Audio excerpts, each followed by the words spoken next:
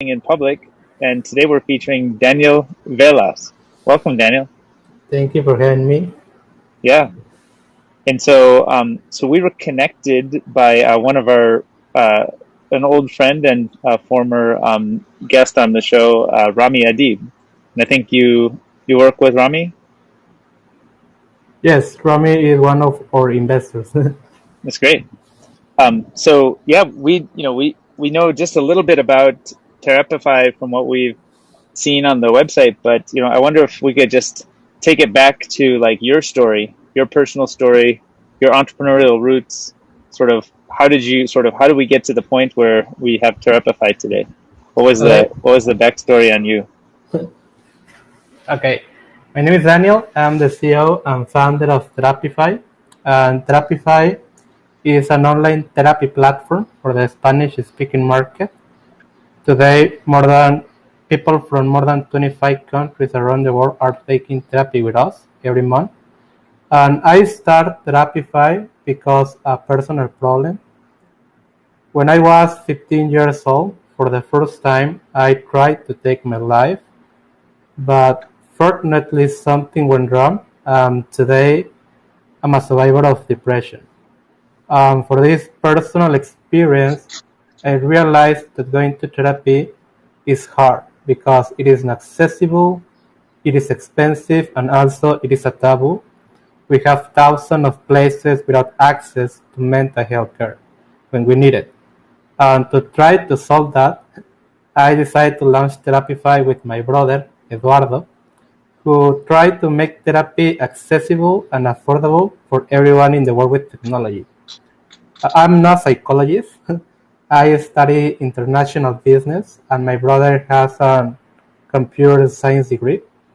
But I live, or I have the problem. And Mm-hmm. then Yeah, so it kind of grows out I of a very personal experience. Yes, Yeah. and for that Yeah. I'm working on Terapify, and it's great, I think, because every single day I can see how people that are using our product are improving their life. They Yeah. now have the opportunity to have access to a good quality of therapies. This I don't have it uh, some years ago. Right. Today I have 26 years old. Yes, Hmm. this is a this is a little about me and Yep. Terapify.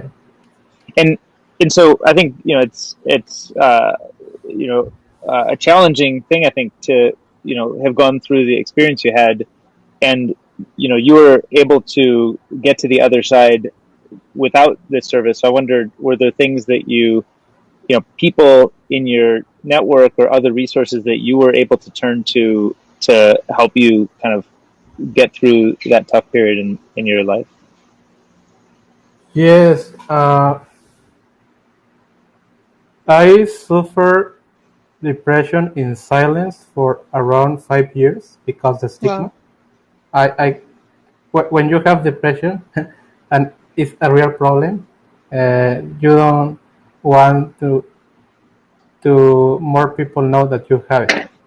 Hmm. Uh, and I say that I was lucky because it just was 5 years. But in Latin America, people on average suffer in silence for 10 years Mm. before ask for help. Wow. Hmm. And yes, when I decided to start looking for help, my parents helped me a lot to find the right therapist or solution. But in the way, I find a lot of mm, kind of therapists that are not therapists, Hmm. and that's why we have a strong selection process in Terapify to be sure that we just work with the best psychologists in Mexico. Mm-hmm. Hmm. Um, yes, it's hard to start because one of my main problems is communicate with other people, and it's tricky because now my work is talk with people every single day. Yeah. But for example, now you can see me, but I think I looks normal, but inside of me, I have a lot of anxiety. But I need to face it because if I want to build something great, I need to face my problems and find a way to build for more people. Yes, that's Yeah. That's So amazing. Wow. But in the very beginning, how did you get started when this was just an idea in your head and you thought it would be useful oh for more yeah. people? Like, and that must have also been hard because you're saying there's a lot of stigma and taboo around having depression, but I'm sure also like building a product around it, maybe there were a lot of people who didn't believe that it was a useful thing or whatever. So It what was was hard the phase like? because I don't have a good background in mental health, and convince a psychologist to join to Terapify Mm. is hard because my background. But I try one, two, three times until I find the people that believe in my dream. I call dream, mhm. and start working on this. We start as an experiment in 2018 with nothing. Uh, the first thing is how to find patients or people that need help to try to prove your idea, right? And we don't have money. So we need to find a way to get a good position in Google in an organic way to get traffic to our website. Mhm. So we pay a SEO course for $90 Mhm. in that time to learn about SEO. We start a blog. Wow. We hire a good psychologist in Venezuela, where is a very good place to hire psychologists because the price and because in that moment we don't have money to invest. For example, in Venezuela, we send some topics to psychologists and we get an article for $2. Mm. It's very cheap. We start publishing 30 articles per month. And with that, we start having visitors, and then that Mm. visitors start converting in patients, and then we Wow. start scaling. Wow. Yes, the first 2 years we grow organically.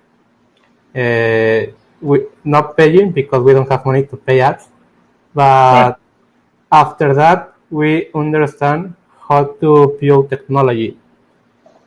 Because at the beginning, I was like backend.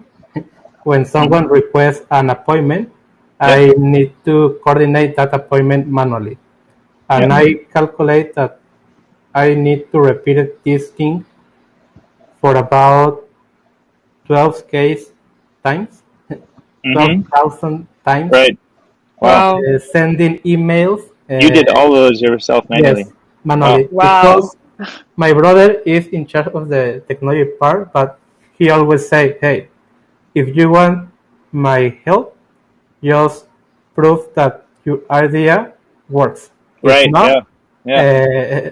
I'm not coding a single line of code." Right. Yeah. And It that almost thing reminds pushed me. me to find a way to find patients. Yeah. And when you have patients in a marketplace, it's easy to get psychotherapists Yep. because the psychotherapists always want more patients. Pardon. Yeah. Yeah. So I mean, I it's a. start with the patient side, and then I start building the psychology side. Yeah. But So yes, it reminds me a lot. I mean, it's interesting kind of marketplace dynamics because you always have kind of chicken and egg, right? And it sounds like you knew that you wanted to solve for generating the demand from patients because then you can get the supply of psychotherapists, right? right. But it sounds like the way, if I understand correctly, the way you generated the demand was by writing 30 articles per month. Yeah, that's Is that correct. right? And so, yeah, this is a technique, like this kind of like create content and SEO technique. It's one that I feel like is you know relatively well competed at this day and age. So I wonder, when you were going into 2018, you said, and you're starting to create content, did you notice certain gaps where certain information that people would be searching for was not present and you were writing specifically content that would fill those gaps? Or how did you think about what those 30 articles should be about? Were you just sort of thinking about the general purpose ideas that you could imagine the service might be able to support? Yes, at that time, a tool that was very helpful was Google Trends. I don't know if you know Google Trends. Yeah. You look for example, anxiety. And when you look for anxiety, you get like the trends of that topic. Yep. And you can also see the demand of that topic. And I use that to start writing the post. Obviously, not all the articles works, but it took like 6 months to get the first place in Google. Now, when people look for online psychologists in Spanish, we are the first position. Wow. That allows us to iterate our landing page at low cost because we don't need to pay Google Ads to get the first place and get visitors. And also, it's another advantage to have a good, how to say, organic position. Yeah. Because you are able to get traction at zero cost. Right. But usually that can take years to get. So you were able to get it all working very quickly, huh? Yes, in 6 months. And wow. now, if we publish a blog for a specific keyword, it takes around a week to get the first place. Because we build like a machine of SEO that help us to rank very fast the new blog spots. Right. So you have like a good page rank and good reputation within Google. Yeah. So when you add new pages, new content on the same page, you're able to get new sources of kind of queries that you can serve. Yes, that's right. And it's great because we have a lot of traffic, and with that traffic, we identify two kinds of users or patients mainly. As I say at the beginning of this live, we have patients in more than 25 countries around the world, but 50% of them around are Mexicans living in Mexico that need help, but they don't want to do in a traditional way because the stigma or because the time. And the other 50% are Mexicans and Latinos living in other countries that need help, and they want to work with a psychologist that can understand their culture and language. For example, a Mexican living in Germany, they have access to psychologists in that country, but the thing that they want is to talk with someone that can understand their cultural traits and language. And that's why they look in Google online psychologists, find us in the first place, enter to our website, book an appointment, take their therapy, and spread the word by word of mouth.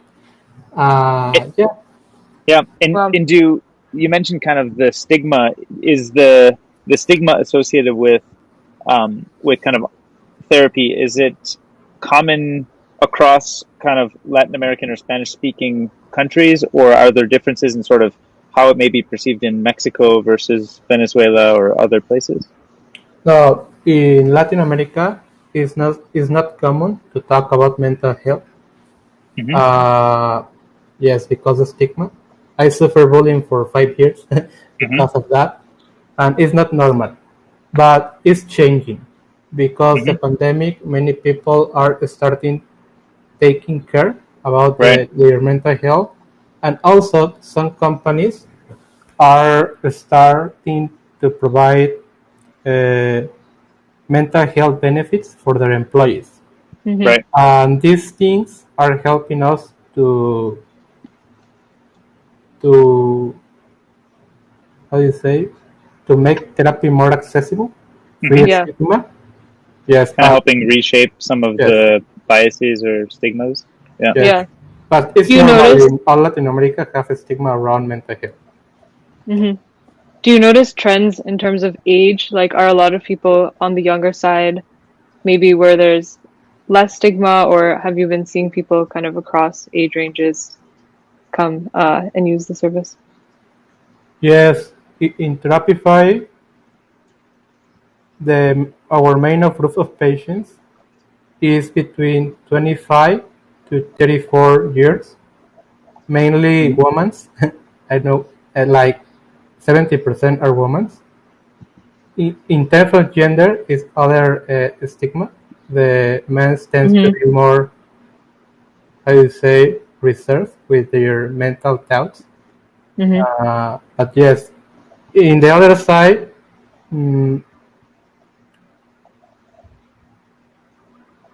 the young people, like from 13 to 18 years, are more, how you say, they accept more to talk about mental health. But the thing is that they don't have the money to pay the service. Yeah. Yes, it is a challenge how to build something that can be accessible for all. Because some people think in Latin America that going to therapy is a privilege, just for a small group of people, and this is the other thing. Yeah. Right. Do you look at models? I know, it reminds me, some of the dynamics of this reminds me of another service that we spoke with on our show here, which is a service called Cambly, which people use to pay to practice English speaking. Oh, I know that. And so, you know them. Okay. So they came on and we were learning about that. And one of the things that they sort of explored was kind of having group settings where you could, I think most therapy probably is one-on-one, and that would be the preferred mode. Similar to, English practice, I think one-on-one is, kind of preferred.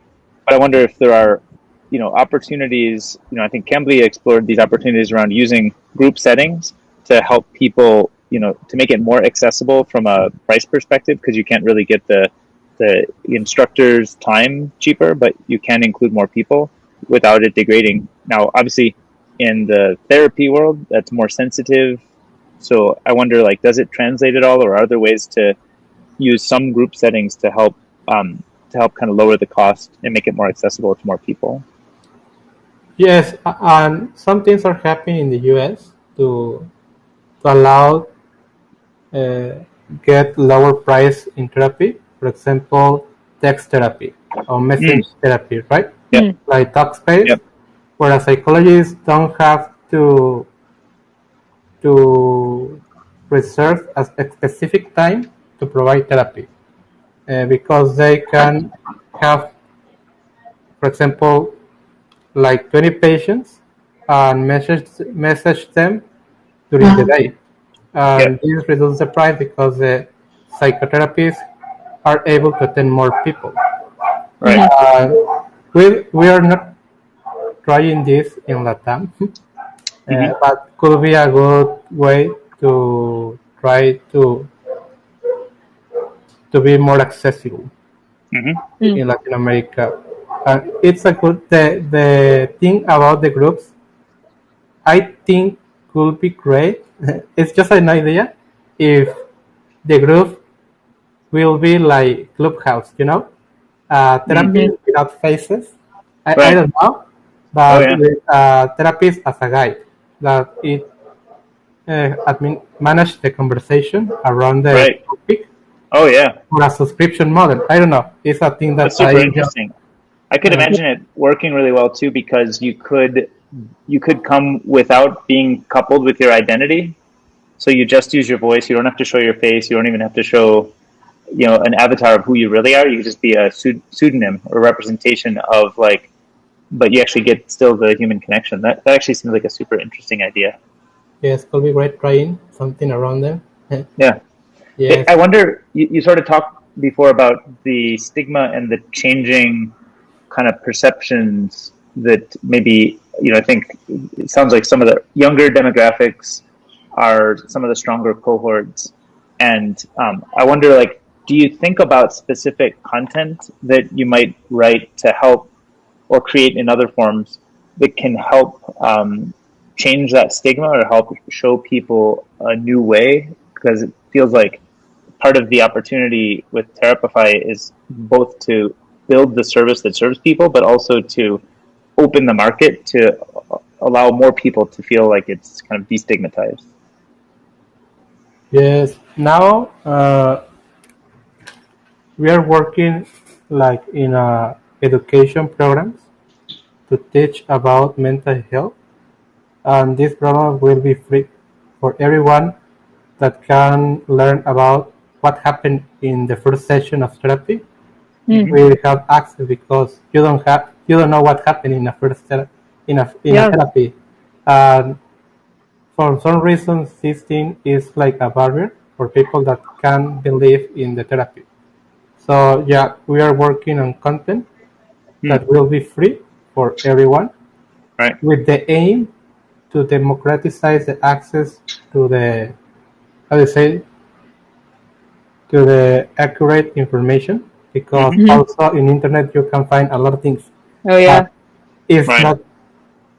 not true that, how do you say, that the things that they say are true. Right. Yeah. Yeah, we are working closely with the psychologist community in Mexico to do that material. Right. Yeah, and it could be great because you will help more people with content, and when you create content, it's scalable. Yeah. Because you don't need to spend more money or more time. You Right. just need to think in distribution channels, Right. podcasts, live sessions to present the piece, or making ebooks or things like that that have a lot of value for the people. Right. Yeah. Yeah. I What wonder. kind I of wonder. Oh, go ahead. oh, just real quick, what kind of content that you've put out in the past, like whether it was those early blog posts or things that you've been publishing more recently, what has, do you think, resonated with people the most, or what tends to be the most popular like types of things that people are looking for, finding useful? Yes, there are one that was one of the first that is about violence in family. Uh, and I think that article is relevant today because the pandemic, we need to spend a lot of time with our family in the house. Yeah. That thing causes, in some cases, conflicts with the people. And for some reason, people are looking a lot about violence with your family. That was one. And the other is the common things like anxiety and depression. Yes. And the other thing that is a good topic for us to get a lot of visitors is talk about sex, sexuality, because I don't know if in the United States happen, but in Latin America it's like therapy. It's like a taboo talking about sex. Yes, and this another interesting topic that we write about, and we get a lot of traffic for that. Do you create it all? I'm curious if there. I've seen a lot of stuff popping up on the format of TikTok for explaining, ideas or kind of helping new ideas spread. I wonder if there's any experimentation you've done with TikTok or other stuff in the video format, maybe on YouTube. Oh, yes, like 3 weeks ago, we start trying reels on Instagram to teach some topics about mental health, and I think it will be performance well. Uh, do you know reels, right? It's Yeah. like Yeah. TikTok, but in Yep. Instagram. Yep. Yes, it's just the video, and also we are hosting weekly online events like this, where we invite all our community to learn about a topic. For example, yesterday we have an event about burnout. How to deal with the burnout in the workspace. It will be great. Attend more than 600 people. Wow. Yes. So you have 600 people attending a live event like that. Yeah. And do you usually host? Do you have like a featured guest who's an expert on the topic when you host an event, or what's the typical format? Yes. When we decide to talk about one topic, we search on, how do you say?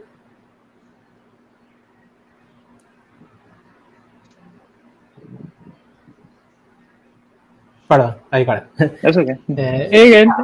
I found a professional that can speak about it. For example, yesterday, the person that talked was our clinical director. Yes, and we look for professionals that can able to speak about the topic. And mainly we will look professionals that have a community. Because if you work with someone that have a community and you are hosting an event, when you put together the community growth. Yep. Yes.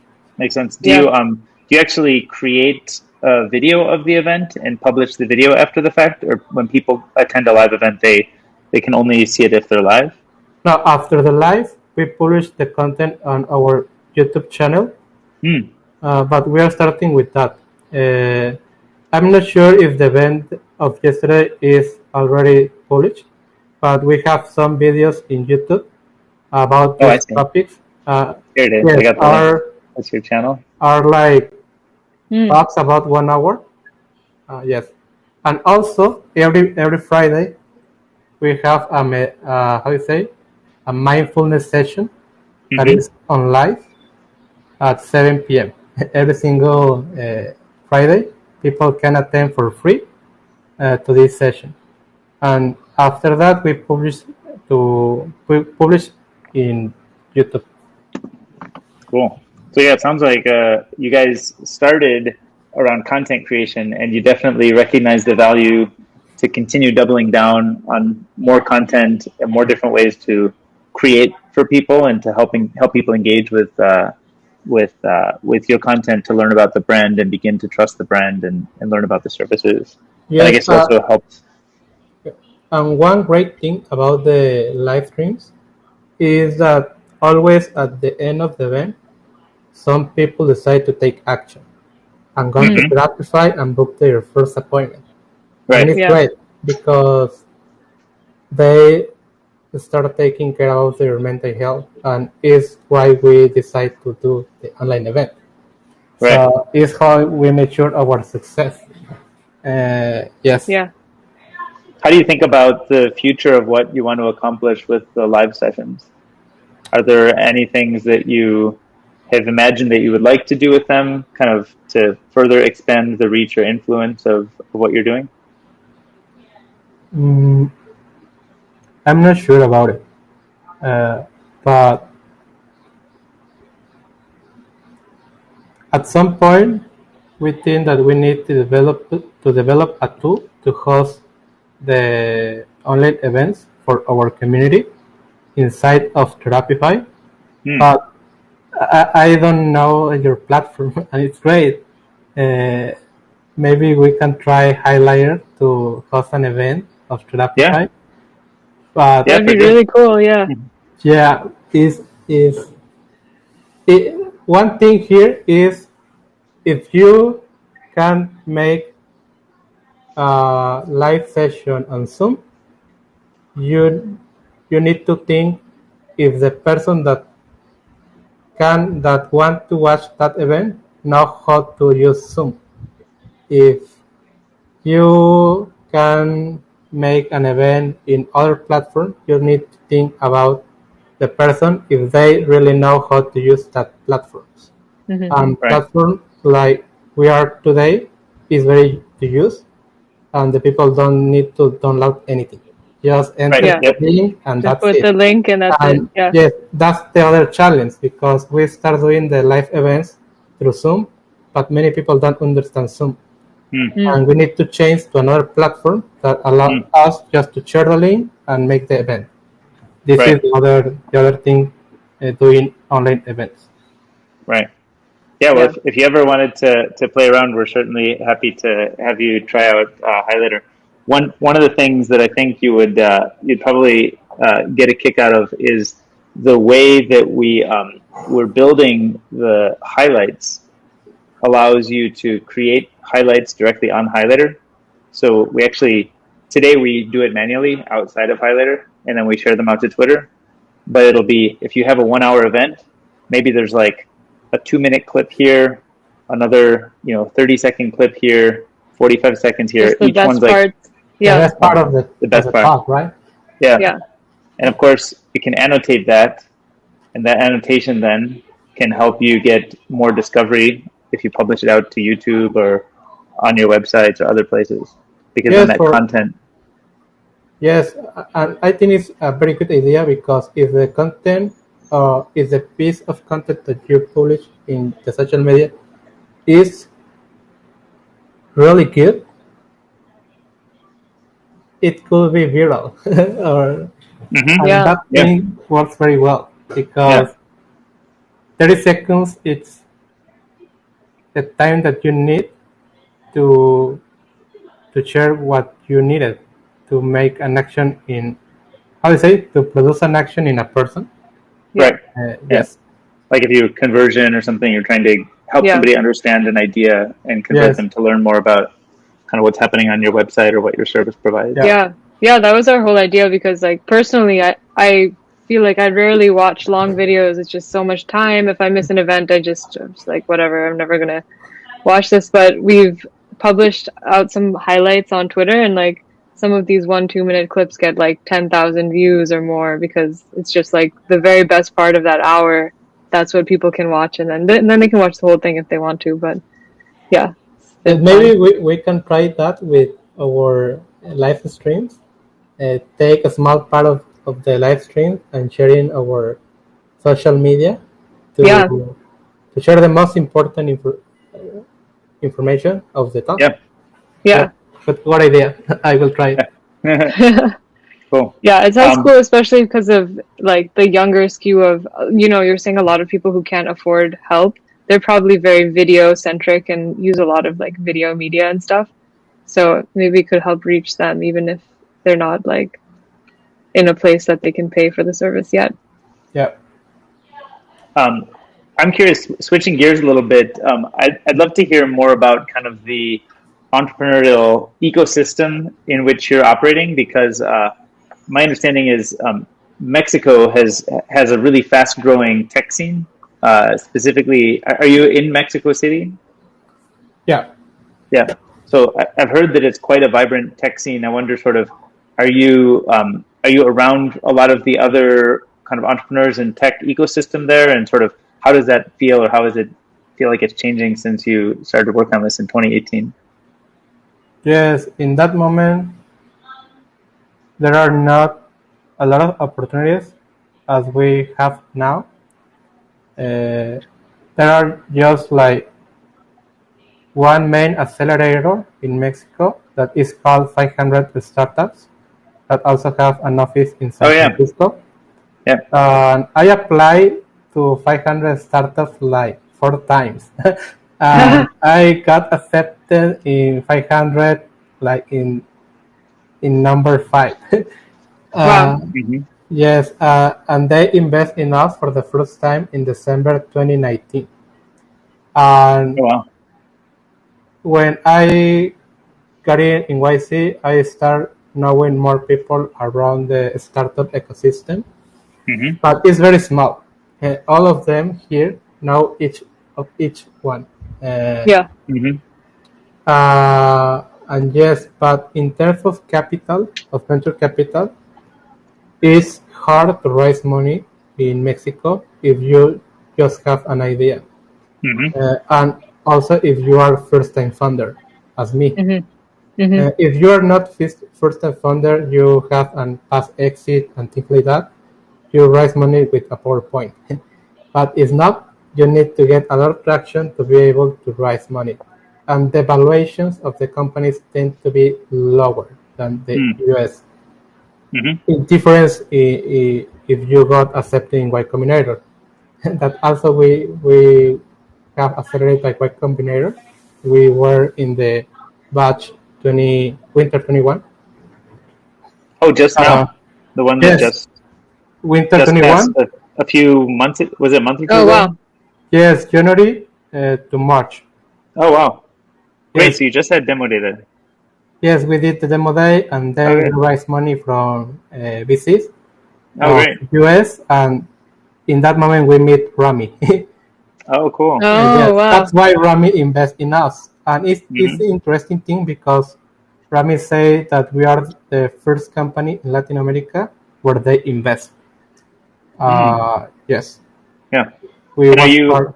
Is the company? So you did the LATAM 500 startups, and then you did Y Combinator Winter 21 batch, Yes, that's and correct. then you raised. Coming out of that demo day, you raised more money from traditional kind of call it like US based VCs. Is that Before? after the demo day? Then you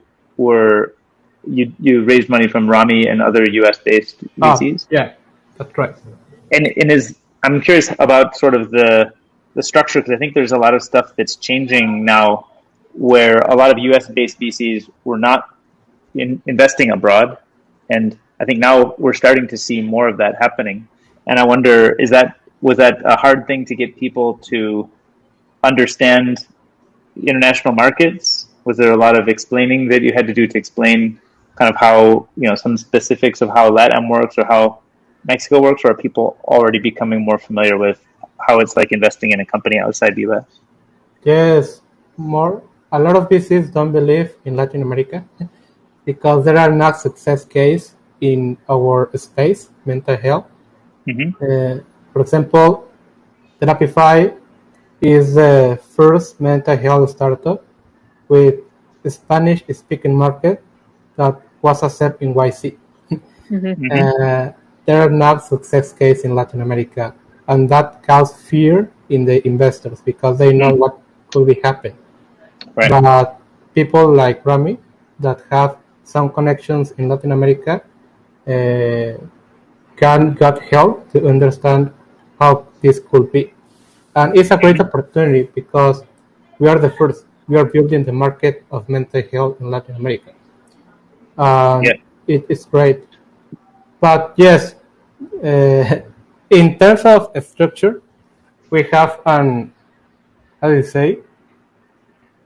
operate company in Mexico, but the holding is in Delaware. All our investors are investing in Terapify Inc. that is in Delaware. This is like the parent, and the society in Mexico is a child. I see. So is is it like an SA? Is that the structure? It's like the LLC I think we have in the US. There's the society. Oh, in US we have Delaware C Corporation. Okay, so it's more similar to Delaware C Corp, and then the society is like a Delaware C Corp, but is the Mexican structure of that. Yes, in Mexico, the society is called SAPI de Sebe. That is a structure that can accept investments. Yes. Oh, I see. Yeah. From other people. Yeah. And we have that structure: the holding in the US and the company operator in Mexico. And is it pretty standard now how those kinds of structures, like did Y Combinator help talk you through how that works, or it was easy for you to figure out that structure was needed, or how did you figure that out? Oh, because 500 startups invest in us before YC, we already have that structure when we got in YC, because 500 invest in the company that are in the US. Right. So 500 startups help us to structure the company. To get the money from YC was very easy. Got it. You're already set up by the time you got there. Yeah. And Nice. in the beginning or even now, like who do you go to kind of as a young founder building this for advice? Like who've been your biggest sources of mentorship and help in the ecosystem? Yes, there are in Latin America a company that is called Platzi. It's an online education platform, and they have contents of the startups that is called Platzi Demo Day. We applied for Platzi Demo Day in 2018, and we won the first place in that content. And the founders of Platzi are YC founders. So we start a good relationship with them from that. Uh, and they help us to understand how a startup needs to be. They have with connections and they have with mentoring. Today, I have a WhatsApp group with them and I speak with them every week Mm. because I don't know how to face some challenge that we have, but they don't that challenge before. So get that knowledge. It's very useful to don't spend a lot of time in a problem. Uh, just solve it and pass to another problem. Yes, the founders is Freddy Vega and how do you say and Christian Vanderens. Is this the one I linked platzi.com? Yeah, Is that them? Okay, yes, cool. that's it. Yeah, so the demo day application right there. Yeah. That's cool. And then when you're sort of thinking about the structure of the team, what does the team look like today, and what are the sort of needs? Do you have needs right now to grow the team? Are you adding software engineers or operations specialists or therapists, or how does sort of the team structure look today? Yes, talk about our team. It's a team that I say it's an interesting thing because we were only two people in the company until February 2020. Oh wow. Now we are 20 people. We have 6 people in the marketing team. We have 6 people in the operations team, and the rest is in the uh, tech product team. Mm-hmm. And now we are trying to increase our product team. We are hiring support engineers and UX designers. Mm-hmm. Yeah. So Uh, 6 in marketing, 6 in operations, and then what you mentioned the rest is engineering product. Is what are the numbers there? 8. 8. Okay. Yep. Yeah. Nice. Yeah, and my brother do the technical part. My brother Eduardo, also my co-founder, is our CTO, and I'm in charge of all of the other teams. We have 3 Mm-hmm. teams: operations, engineer, and marketing. Got it. Yeah. And is everybody co-located in Mexico City? Now, we have 4 people in Peru. In Peru? Yeah. Oh wow. How did you That's meet cool. people in Peru to work with? Because uh, we publish a job in a platform in Mexico, and we put that the position is full remote. So many people around Latin America apply, and Yeah. we hire 1 people from Peru, and then these people recommend the other 3. Yeah. Yeah. And that's why Great. now we have 4 people from Peru. Right. That's That's cool. great. Yes, and also we are a full remote company. We don't have offices. Mm-hmm. Yes.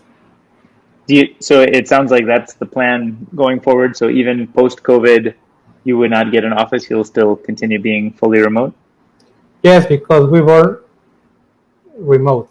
Yeah, you grew up this way. Yeah. Yes, and I think I'm not sure if at some point in our life we will have an office, but for the next year or for the next 2 years, we'll be Mm-hmm. operate remote.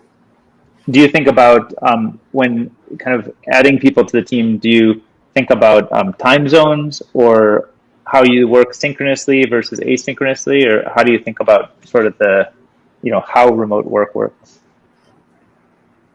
I believe that the time zones doesn't matter because each people have the ownership of their metric of their work.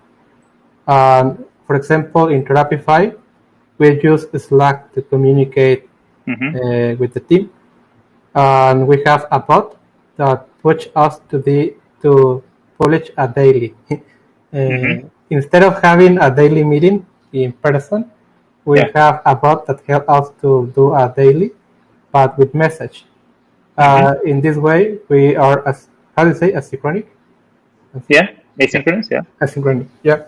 Yeah. But So you it operate depends kind of on the like this teams. is like a agile stand-up style, but instead of doing it synchronously, you do an agile style stand-up by using a bot on Slack.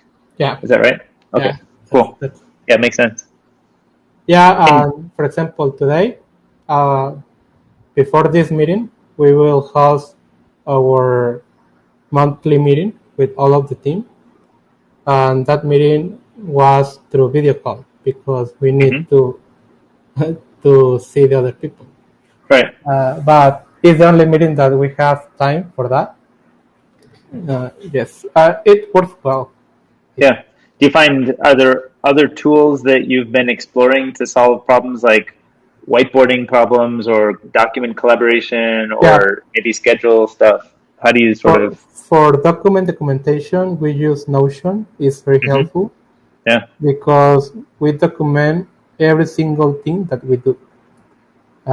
Even if we fail, we document our fails as our wins to teach the new people what we did in the past and what it performs and what we can do in the future.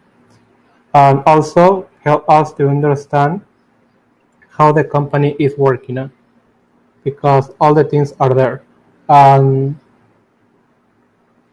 Yeah, it's the only two platforms that we use: Slack, Notion, and some teams in a specific marketing team use Asana for the task. Right. Yes. For video calls, we use Zoom, but the tech people don't like Zoom, and they prefer use Google Meet. But the rest of the company use Zoom. Right. It's cool. And it sounds like having gone, you were 2 people in February and you're 20 in present day right now. And so, yeah, that kind of growth to me, it sounds like it could be stressful. And I wonder if you sort of, as you're ramping up the team, if it causes you a lot of stress and sort of how you're dealing with that. How you deal with that. Yes. It's something new for me because I'm first time founder. I don't know how to manage people. I'm learning, and yes, I don't have an answer for that because I'm learning. But yes, I got burnout like 2 weeks before demo day because I don't know how to do it. I need to prepare our fundraising. I need to hire people. I need to be sure that the operation is okay. I need to do a lot of things. It's like a new era as me as founder, where I need to leave the operations and I need to start thinking in leadership and how to build a good culture inside of Terapify to prevent problems that cause stress. I'm learning about it, how to manage people and doing that, that they do their job in a good space. Yeah, but I don't have anything about for now. Just take therapy in Terapify and do mindfulness. One interesting thing about Terapify is that all our employees have access to therapy for free. Oh yeah, great. And 60% of them use Terapify to take therapy. That's awesome. It's great because they are using a product that also they are selling. Yeah. And it's great. it's a I'm good sure it validation, I think. really helps them both probably understand the mission deeper, as well as be able to communicate the details of kind of the product that they're building or selling or working on. Yeah. Yeah. Have you been working with the same, like personally, with the same person for a long time on the platform, or what's your story within Terapify Yes, in terms of how you've been using it? I used to try different psychologies every month because to be sure the quality and if the process Mm. are doing well. But for my Yeah. personal experience, I work with a psychologist in Terapify, just one. But I used to try more just to be sure the quality of the services. Right now we have 180 psychotherapists in our Wow. platform. We start the year with 55. Wow. Yeah, That's we are really growing impressive. very fast, like 3x in 3 months. Wow. Wow. Yes, and we are understanding also how to manage that community of psychotherapists because Yeah. now we have another Slack account with all our psychotherapists, and it's great because you have Mm. 180 psychotherapists there, and Right. Slack is not pure for psychotherapists, you know. Yeah. Mm-hmm. So, but it's interesting thing because it's our community, and they yes, So it's they're our all able to meet on the Slack and maybe exchange tips with each yeah. other, share We stories, have learn how different to be. channels where they Mm-hmm. can share uh, tips, and they also can request help with some patients, and they also can request clinical supervision. Mm. All our psychotherapists have access to clinical supervision by our clinical director. Mm. So Slack is a place where all the things happen. Yeah. Mm-hmm. And it's great because you can use in your phone, and Yeah. Mm-hmm. it's like have the people next to you, because you just Mm-hmm. send some messages and a lot of people reply your ask. Yeah. Yeah. Yeah. What are the sort of, it sounds like you have so many like really interesting experiments going on with the content creation and some of these like shared channel spaces you talked about, something like audio group therapy. Kind of what are the most burning like open problem areas or questions or things that you're exploring? Is it some combination of those things, or are there other things that seem high priority that you're looking at right now pretty actively? Yes, our priority now is find customer acquisition cost because as we're growing organically, we don't have customer acquisition costs. And Mm. it's a tricky thing because it's good, but not that good because you can, how do you say, accelerate your growth with money because you don't know the challenge where you put $1 and it returns $2. We are trying Mm-hmm. to find a good paid channel to scale faster because we are growing mainly with organic way. Mm-hmm. We are trying for that Google Ads, Facebook Ads, and also we are trying working with influencers on Instagram. Mm. They tell stories in Instagram stories, and at the Mm. end they invite their community join to Terapify. Mm. And it worked well, I think, but we need to spend more time working on it to find if that actions are repeatable or not, and also if that actions are affordable, Mm-hmm. because we don't want to lose money. Right. When you're looking at kind of influencer marketing, you're trying to find somebody who could already have maybe an audience assembled who would connect with your message. So, are you finding influencers who already have audiences looking for therapy services, or are there sort of other kinds of influencer profiles that seem to work well for the demographic that you're choosing? Yes, we are working with influencers that promote a good lifestyle, a Mm. wellness, like Mm-hmm. wellness. Yes, like fitness or Yeah. people that share their story about therapy, how the therapy helped them. And it's very good because they already have an study, and Yep. they just connect with Terapify, and the people Right. convert in patients.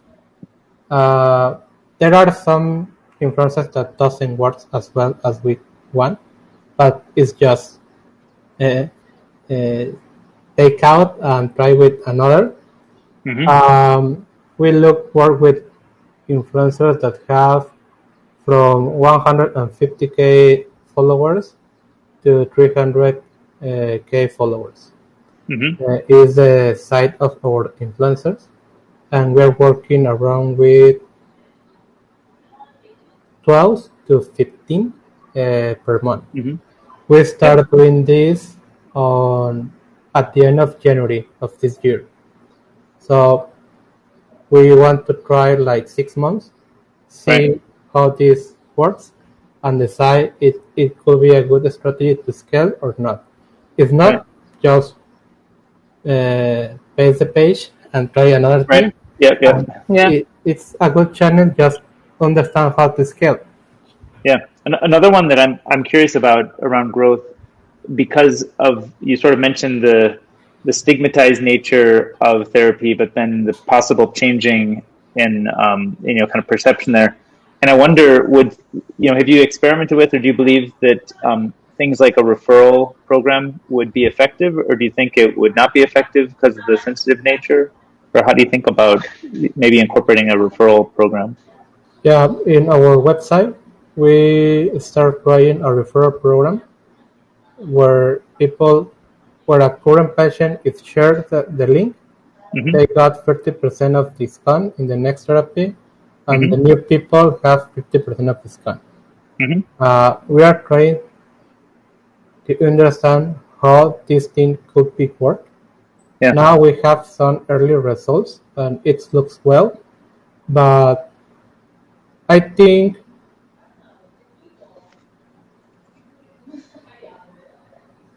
that the thing is, as me as patient, I want to share that I'm taking therapy with my close friends, with my family, to share my link or not.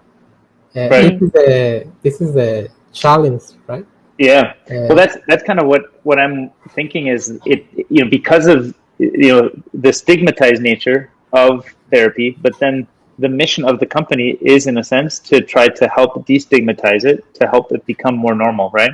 Right. And so, in that mission aligned way, I wonder if there is a certain type of message that you could help people share with their close friends and family that's more than just the discount, but actually incorporates some messaging that helps somebody reposition the idea of therapy. So help with the destigmatization process as part of the referral. We don't say take therapy in Terapify. It's not our work with a psychologist. The phrase that we use is get the emotional stability that you need for your daily life. Right. And that's our phrase. And we don't mention therapy. We don't mention psychotherapy. We don't mention anything around the traditional mental health. We just say get the emotional stability that you need for your daily life. That's it. This is our message, and it's like your job to be done. Because when you go therapy, what you want to do or what you want to get, emotional stability. You don't want to spend money in therapy.